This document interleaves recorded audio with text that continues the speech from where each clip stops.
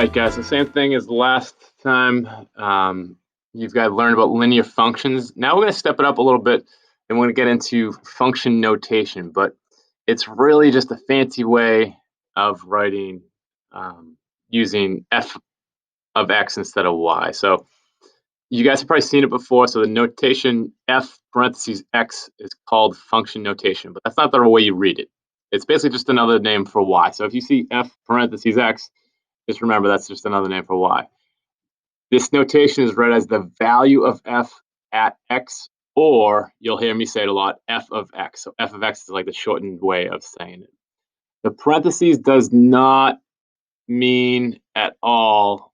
So make sure you remember this does not imply multiplication, right? A lot of times you might think that's the case, but it's just notation. It's just a fancy way of saying y.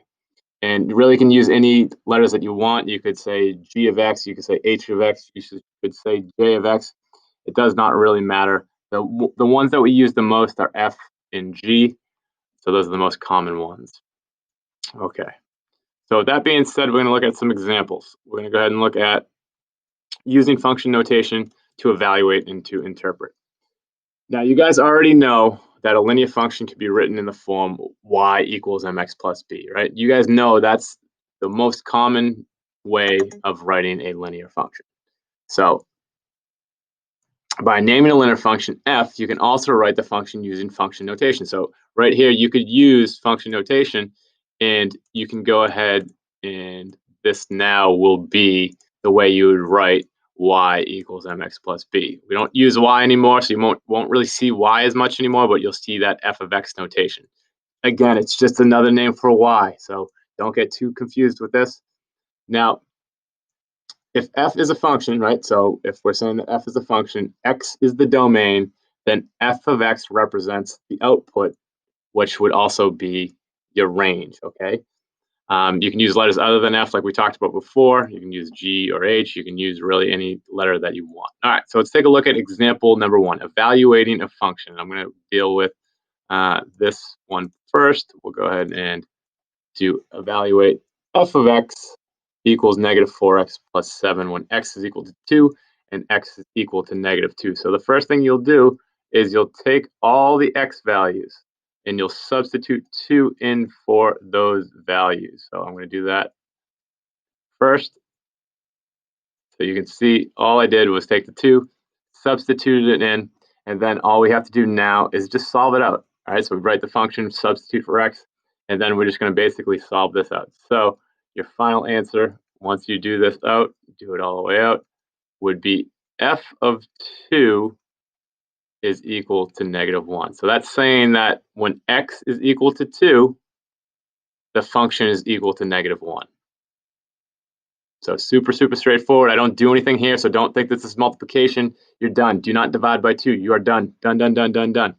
So let's say if I wanted to do for negative 2, same exact process. You guys can actually do this as I'm going through it because it's a very, very straightforward and easy process. All I'm doing, substituting it back in and then solving it. This will be a little bit different because they're having us evaluate for negative 2. So negative 4 times negative 2 is 8. And then 8 plus 7 is going to be equal to 15. So the function, when x is equal to negative 2, is going to be equal to 15. So you can say f of negative 2 is equal to 15.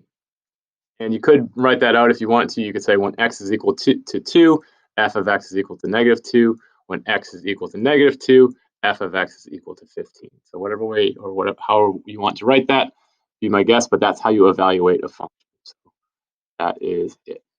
The next thing that we're going to look at is interpreting a function. So we're looking at example 2. I'm going to click here and drop this in. Go ahead and look at these examples. All right, so these, I'm actually going to use my type when I type this out just because it's a lot of writing on this one. So for letter A, let's think about what this is saying. Well, let's first read this. It says, let f of t be the outside temperature, f degrees, t hours after 6 a.m. Explain the meaning of each statement. So f of 0, what do you think that really means? Think of if t is 0, that's saying that we have 0 hours after 6 a.m. So wouldn't that mean if we're 0 hours after 6 a.m., wouldn't that just be 6 a.m.? So for A, you could say the temperature at 6 a.m. is 58 degrees.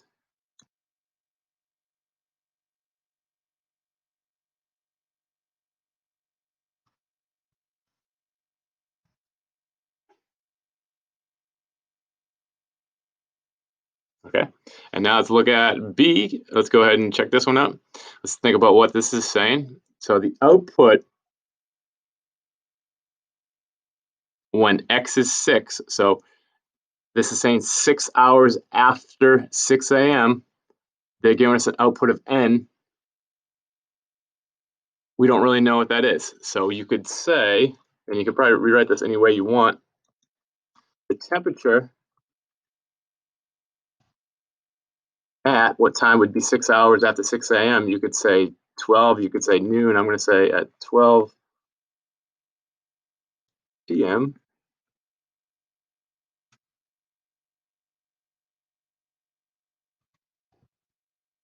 is unknown. You could write it that way, or you could also say is N degrees Fahrenheit. Really, whatever way you want to write that, that's totally fine. The temperature at 12 p.m. is unknown. We don't know, right? N's an unknown. It's a variable. We don't know what it is. So we're not too sure what's going on there. How about the next one? It's saying that f of 3 is less than f of 9. So they're saying that 3 hours after 6, which would be 9 a.m., is less than the temperature that will be at what 9 hours after 6 a.m. would be 3 p.m., right? So let's see how we could word that. So the temperature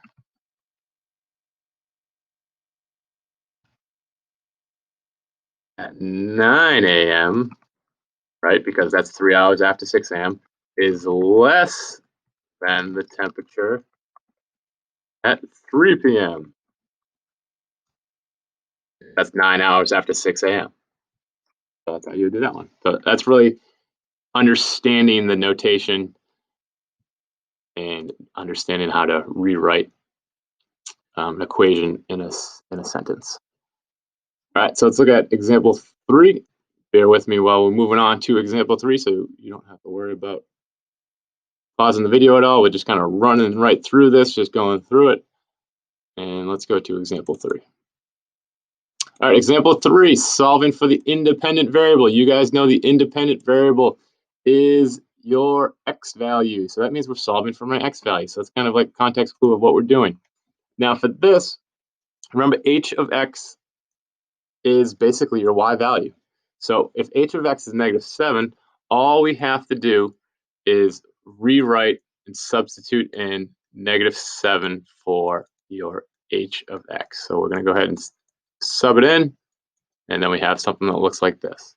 Now we're trying to find the value of x. So everybody in here knows, well, that's super easy, Mr. Deschler. You can just easily start to work your way through this and start to solve it.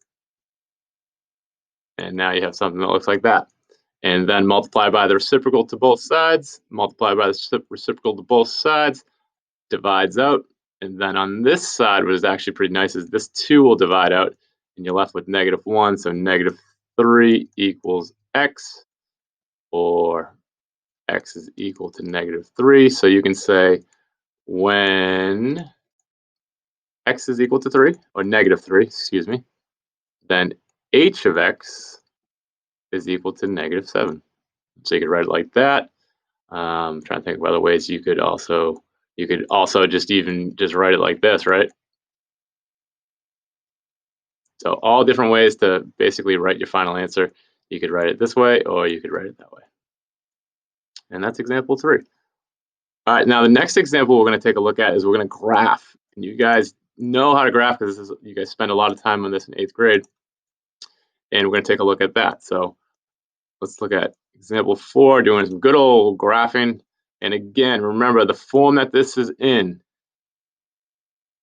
is slope-intercept form. So you guys should remember that.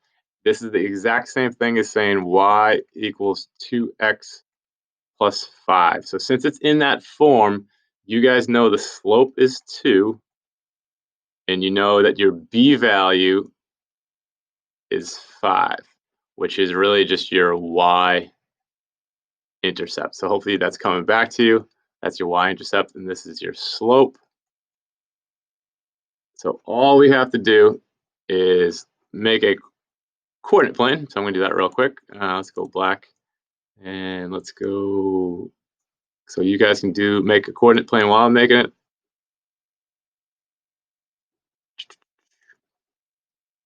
All right, so x and y.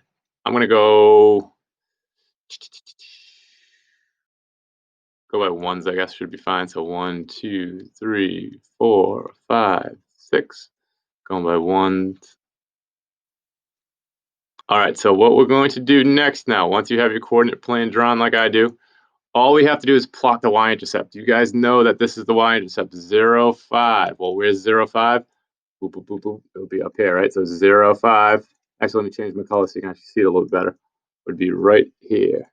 Now, all we have to do is the slope. The slope is 2 over 1. Remember, rise over run. So I can go up 2 over 1, but that's not really on my graph. So if that's the case, I can go down 2, 1, 2, back 1, right? Because that's still going to give me my rise over run. So once you have that, that's it. All you have to do is connect the dots. You can keep going if you want to. I can go down 2 over 1, or down 2 back 1, because right, a negative and negative makes positive, or I can go up 2 over 1, and then you can go ahead and connect these. Get a straight edge. Use a ruler when you do these, guys. I know it's a lot easier when you do that, and I know a lot of times we don't necessarily. And I'm trying to use this instrument, but let's just go on this and go to this, so that should work. There we go. And once you connect those, make sure you use arrowheads, because your graph is going to go on and on, or your line, your linear function goes on and on forever and ever and ever. So that's what it looked like by hand. Let me quickly just pull out the actual done out one so you can compare it to what I did by hand to what is on or in the book. So that's what it should look like. And that's really this section in a nutshell, guys. So really not too bad. It's really just applying stuff that you've known in the past. So take your time with this. Remember, this is a video. Pause it, rewind it, do whatever you need to do. But other than that, if you have questions, make sure you ask. But these are the 4 examples that you should know. So maybe make sure that you jot down the key things that you need to know from this section and post it up onto Google Classroom if you're in my class, or however this nonbar has you submit them. So I will see you guys in class, and have a wonderful day.